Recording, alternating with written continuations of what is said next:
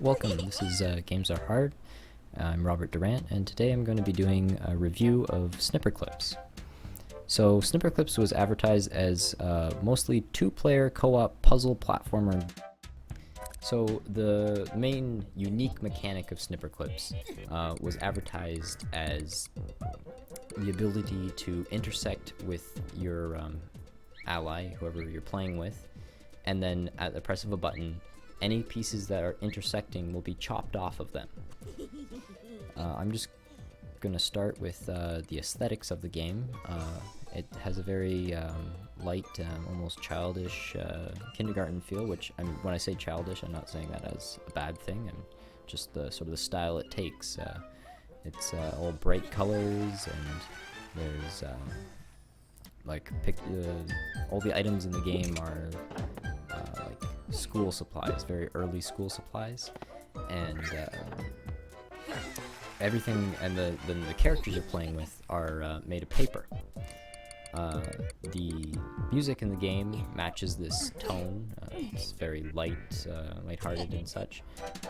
Personally, I felt like the music got a bit repetitive.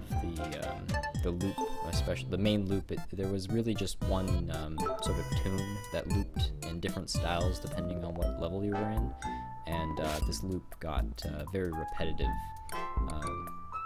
So music was not great. So with this variety of shapes, you can it will help you and assist you in solving the different puzzles of the game.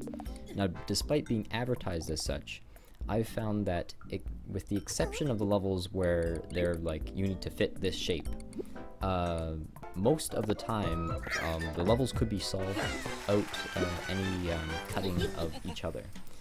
Which is a little disappointing because that was what was supposed to be unique with the game. And I definitely feel as though they could have worked in a little more specific shapes into the design, because I feel like the most complex thing that we had to, when I played through the whole game now, and I played it with Tori. And I feel like the most complex thing we had to cut each other into was a gear. And past that, you really didn't need to worry about cutting all that much. As I already said, most of the levels could be completed without cutting at all, and if they did need cutting, most of them could be completed with just one cut, nothing special or fancy.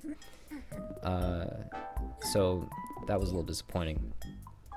On top of that, I felt that puzzle is not really the best way of describing Snipperclips. Most of the levels, it's quite obvious what you have to do, and the way you do it is quite obvious as well. It's just a process of actually getting your character to do it. The platforming aspect of the game is by far the most challenging part of the game, and the puzzling aspect was not very challenging at all. I found there was very few levels, with the exception of the sort of like boss levels. There's 6 levels in the game that act as a final level for a subset of levels, and those ones I did find needed a little more puzzling, or had a little more puzzling involved in it. But for the most part, the levels were very focused on platforming. Continuing on that, I don't feel like this was a good fit for the Nintendo Switch. It makes a lot of sense with the Joy-Cons. You know, you always have 2 with you, so no matter what, you can sit down and play with another player. But the analog stick on the Joy-Con, it doesn't move very far left or right. And this actually becomes quite a pain, because there's portions of Snipperclips where your character has to be at a certain height, and you gotta position the Joy-Con just in the right angle to get that to work correctly. And since the Joy-Con's analog sticks have a lot less movement around the stick than most controllers, it's very hard to do those accurate maneuvers, and I don't feel like that was a good fit for the game, to have a lot of things that used a very accurate level of your character. Continuing with the design of the levels, I've already said that I felt like the platforming was the focus of the game, and the puzzles were really not all that prominent. In addition to that, I'd say that the platforming was at most times quite tedious. I have to say that there was a few levels that were quite enjoyable, and they saved the game for me, and I continued playing. Also, the fact that it's the only game I currently have for Switch. But the platforming is it's very loose. Like you definitely do not stop when you let go. You know, sort of slow down and then stop. When you jump on another player, which you sometimes have to do to solve a level, they sort of act as springs for each other. The bottom character will bounce down when you jump on it, then you'll bounce up and down. Everything feels very springy. In addition to this, most of the game, there's actually basically none of the game requires speed in any sense. You set yourself up and then you just get everything accurate, and you're in the perfect, you can solve the level. There's nothing that requires you to jump from one place to another within a certain timing for the most part. And the speed at which you walk is incredibly fast, as well as the speed at which you jump and fall. And I feel with a game that focuses more on accuracy rather than speed of doing things, that it would make more sense to slow down your characters. Because again, you can slow down your characters by just slightly moving the analog stick on the Joy-Con to the left or right. But as I already said before, the distance between the full throttle and the neutral is very short, so it's very hard to be accurate with your speed of your character.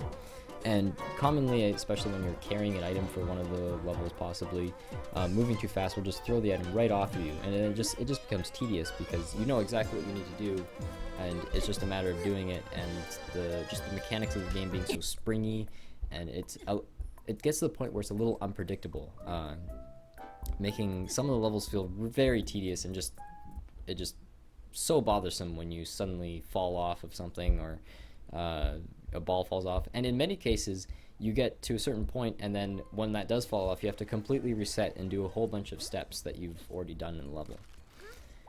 So overall, I was not too impressed with the two-player mode, which, by the way, you can play in one player with just one Joy-Con, and what will happen is that you keep you control both, and you keep switching between the two players on screen. I would highly recommend playing with two players. It is by far the best way to play this game. Now, there is a 4-player cooperative mode, or 3-player as well. Again, if you're playing with 3 players, 1 player will be switching back and forth between 2. So I would recommend playing with 4.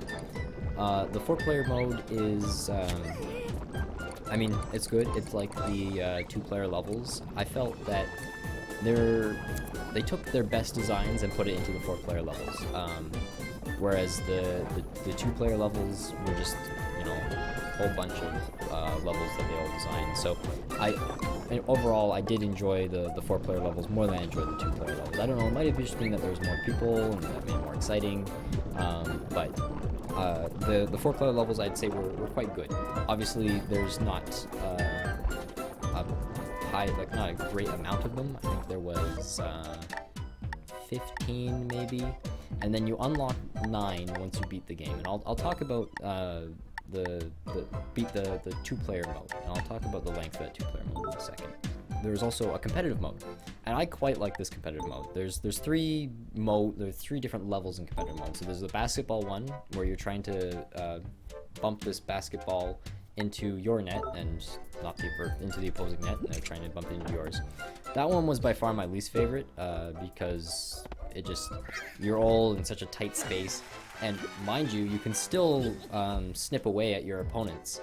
And so what usually happens in the basketball one is someone's just going wild, snipping everything away from you, and you just can't get anything done. There's also a dojo mode, which really is, I feel like it all comes down to chance. Basically, you're trying to be the first one to snip your opponent into nothing. And since you need to intersect, the only way to snip is to get closer to them, which means that they got closer to you, which means that they can then snip you and you can snip them. So I really feel it's more of a game of chance than anything, so that one wasn't very good.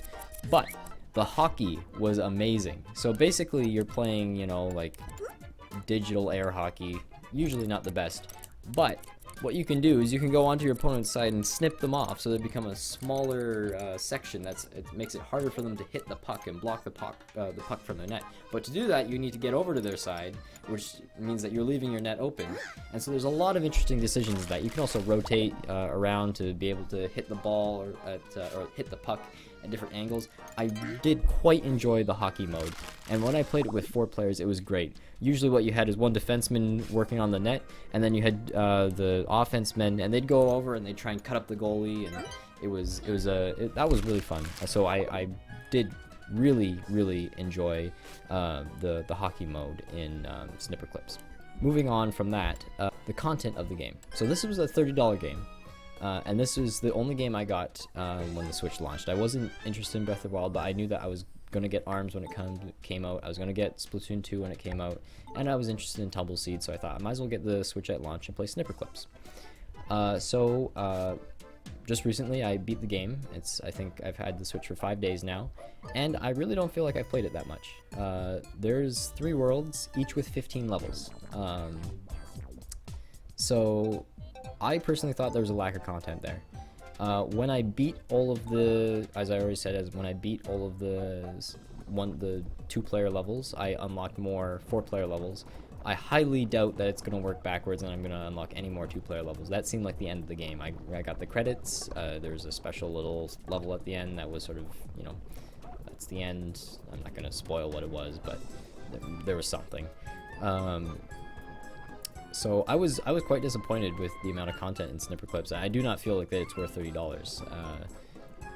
The hockey thing is fun, but I wouldn't play that probably for more than 30 minutes at a time. Like it's not that replayable.